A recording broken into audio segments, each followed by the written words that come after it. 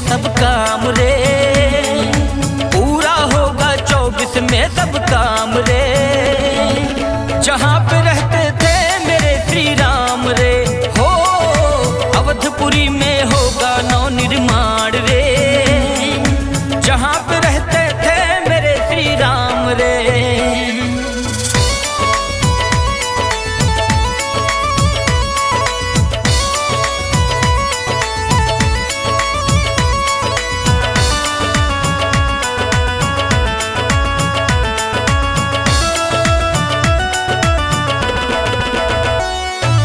अवधपुरी की पावन धरती पे जो आएगा, अपनी हर इच्छा को पूरी करके जाएगा।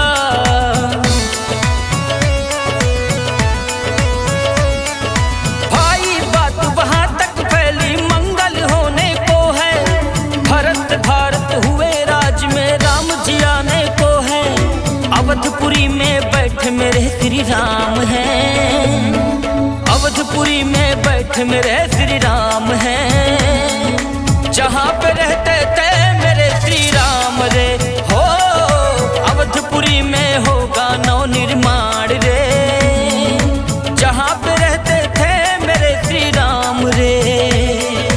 जय जय श्री राम बोलो, जय जय श्री राम, जय जय श्री राम बोलो, जय जय श्री राम।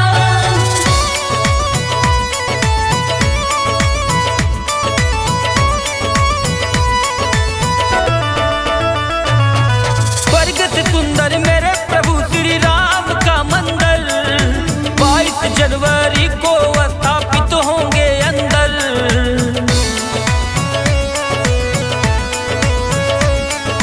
मोदी योगी अवधपुरी को खूब सजाएंगे, भारतवासी अपने घर में दीप जलाएंगे। सुधीर गुरु करते प्रभु का गुणगान रे, सुधीर गुरु करते प्रभु का गुणगान रे। अवधपुरी में होगा नौ निर्माण रे, हो अवधपुरी में होगा नौ निर्माण रे। जहाँ पे रहते थे मेरे श्री राम रे, अयोध्या की पावन धरती पे काम रे। मोदी योगी आते जाते कहते थे, पूरा होगा 24 में सब काम रे, पूरा होगा 24 में सब काम रे।